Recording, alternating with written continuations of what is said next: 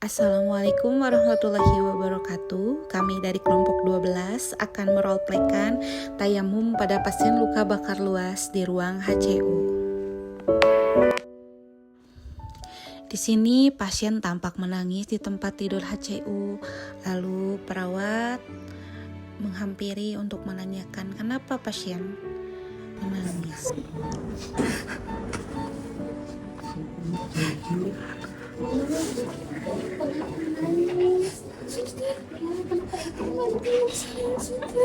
Kenapa Bu ya? Saya udah 3 hari nggak sholat, suster. Saya kan ini diperban semua. Bisa nggak kalau misalkan ini perbannya dibuka dulu? Saya mau wudhu, habis itu saya melakukan sholat, suster. Saya nggak tenang sekali, suster. Siap Ibu. Saya udah 3 hari, suster. Siap Ibu, tarik nafas dulu ya. Tenang ya. Ibu jangan merasa khawatir ya. Jangan sedih. Insya Allah kami akan membantu. Insya Allah Allah juga akan memberikan kemudahan bagi hambanya yang sedang kesusahan, apalagi ibu kan sekarang sedang tertimpa sakit ya. Insya Allah ada kemudahan pada jalannya ya. Ibu mau wudhu, Insya Allah saya akan bantu ibu ya. Ya jangan menangis ibu ya. Tarik nafas ya, Insya Allah kita bantu. Ya, suster, Ya, makasih ya, siap, suster. Ibu. Saya akan siapkan dulu ya.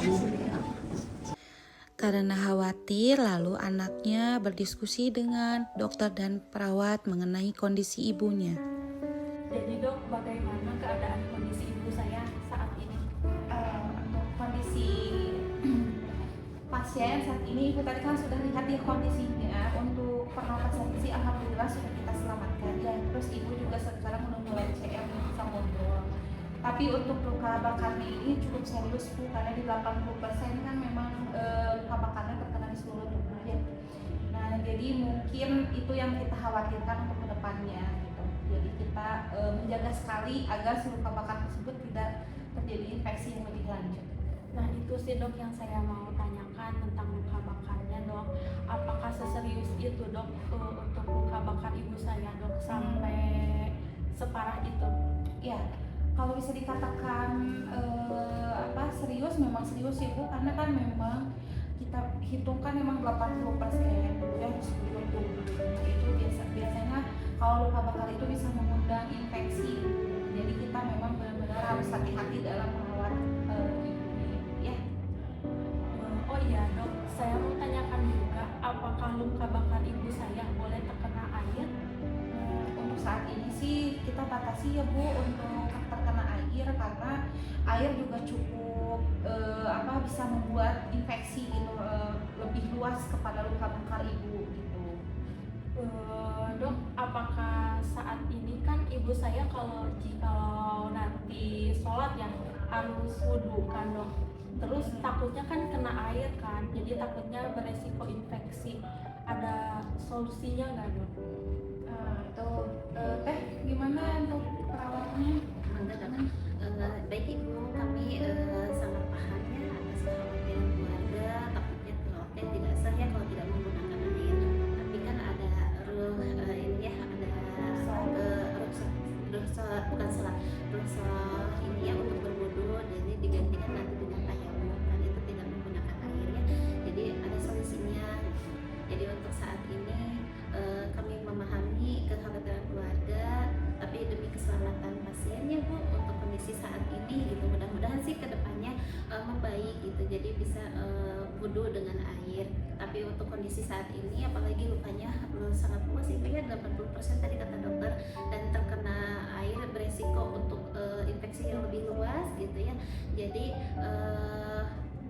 untuk saat ini tidak bisa menggunakan air wudunya ya, harus sesuai SOP HCUD kita gitu, paling minim penggunaan. Nanti paling dibantu aja ya Teh ya untuk diajarkan tayamum. Siap dokter. Sama nanti panggil aja sama si bapak kami ya. Itu ya Bu, bagaimana Bu? Cukup jelas dok. Terima kasih ya dok. Sama-sama. Setelah itu, rohaniawan datang untuk memberikan edukasi spiritual dan motivasi kepada pasien. Assalamualaikum Ibu, perkenalkan ya, saya rohaniawan Ine namanya. Tadi tuh saya dengar kata makanya ibu menangis sejak tadi pagi ya, sejak tadi subuh. Kata perawatnya ibu ngerasa kalau sulit untuk wudhu, jadi takut tidak sah sholatnya, betul? Iya, saya sudah 3 hari tidak sholat. Masya Allah, ya apa ya, sebenarnya ibu kan kalau misalnya ibu sedang keadaan sakit seperti ini, insya Allah ya Allah kan memberikan rukshoh, namanya keringanan untuk orang sakit supaya ibunya tetap bisa melaksanakan sholat dengan keterbatasan yang ibu punya gitu. Jadi jangan kita terus ya. Jadi saya bisa sholat meskipun tidak wudhu menggunakan air itu. Iya, insya Allah itu tetap sah ya sholatnya, wudhunya tetap sah gitu dengan cara tayamum. Nah, tayamum ini kan tidak usah pakai air ya, nanti diajarkan sama perawatnya di sini untuk bagaimana caranya tayamum. Ibu kan ibu pernah baca surat Al-Baqarah nggak, ayat 286. Di sana Allah sudah jelaskan keringanannya. Biar lebih paham saya bacakan boleh ya Bu ya? A'udzubillahi minasyaitonir rajim. Bismillahirrahmanirrahim.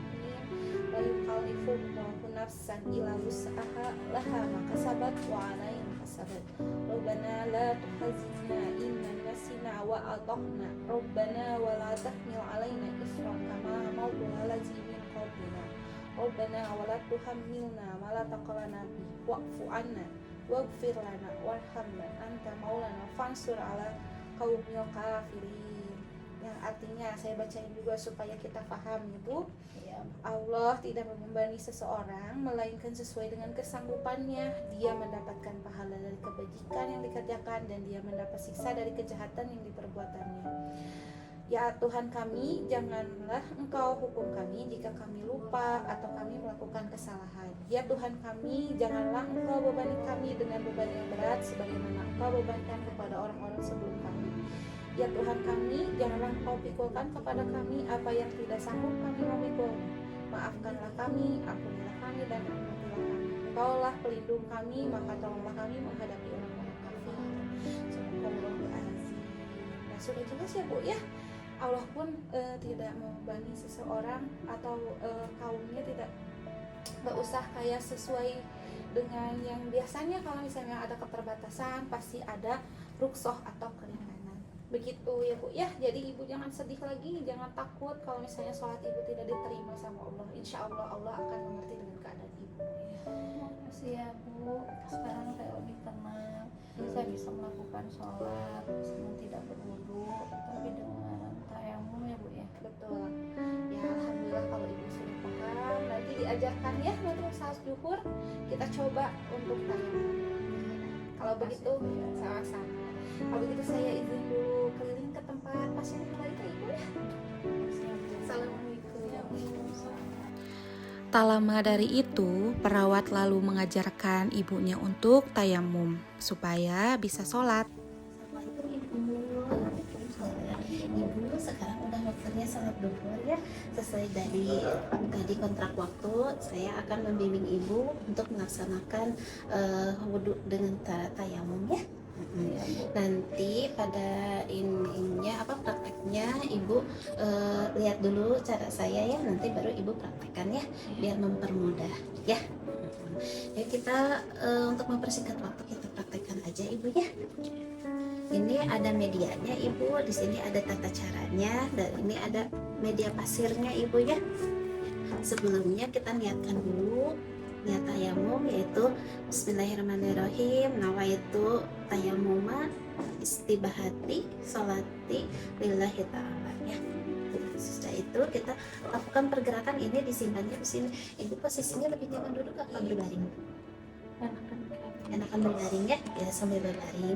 Ibu mohon maaf, ini medianya kita simpan dulu di sini biar nanti ibu bisa langsung ya.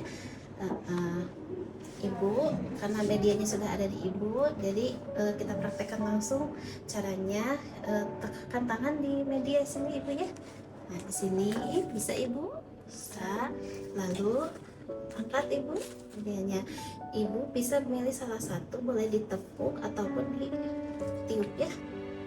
Pilih satu, mau ditiup boleh. Sudah ditiup, kita usapkan ke muka kita ya. kemudian kita simpan lagi ke pasir tayamumnya. Udah gitu angkat lagi, lakukan seperti gerakan yang tadi, ditiup ya, lalu ke tangan sini, arahnya langsung sini, langsung tangan sebelahnya lagi. Alhamdulillah, praktis ibu kan ya. Sudah gitu lalu kita baca doa sesudah wudhu ya. Ibu sudah apa sesudah wudhunya? Boleh disebutkan atau sama saya? Ibu. Baik, Ibu. Saya praktekkan ya. Bacakan doa wudhu. Kita berdoa dulu ya. Pada sesudah wudhu, asyhadu an la ilaha illallah wa asyhadu anna muhammadan rasulullah. Allahumma ij'alni minat taqwamin waj'alni minat mutahhirin. Amin. Baik Ibu, bagaimana Ibu sudah paham, bisa melakukannya sendiri? Sudah bisa ya. Nanti dibantu sama tetehnya ya untuk mengatasi medianya. Ibu saya simpan medianya di sini biar Ibu bisa melakukannya nanti untuk sholat asar selanjutnya ya. Ibu untuk sholatnya mau dibantu atau bisa sendiri? Nanti minta tolong dibantu. Boleh, Ibu ya. Saya simpan di sini ya Teh ya. Ibunya Ibu ngantar sholatnya ya. Baik Ibu, saya permisi dulu Ibu ya. Makasih ya Bu ya. Ya sama-sama Ibu, Terima kasih ya Bu ya. Masya Allah, Alhamdulillah pasien kini bisa beribadah tanpa ragu dan mendukung kesembuhannya.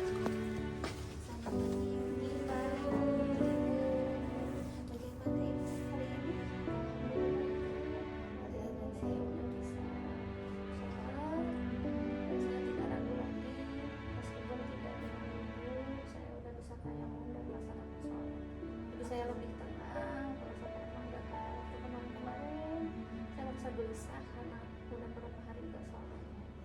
Alhamdulillah Ibu ya, keselamatan Ibu, kesehatan Ibu memang penting bagi kami. Ibadah juga sama pentingnya Ibu ya bagi kami. Jadi kami akan siap membantu demi keselamatan, kesehatan Ibu dan juga ibadah Ibu ya. Makasih ya Ibu. Sama-sama Ibu. Terima kasih juga suster Ibu sudah merawat saya dengan baik dan memfasilitasi ibadah ibu saya. Ibu saya jadi nggak sedih lagi. Alhamdulillah, Masya Allah ya. Ya Ibu ya, Ibu sudah memahami kalau bisa sakit itu bukan penghalang untuk kita dekat dengan Allah ya. Insya Allah Ibu sehat terus, bisa menjalankan ibadah dengan khusyuk. Makasih Ibu.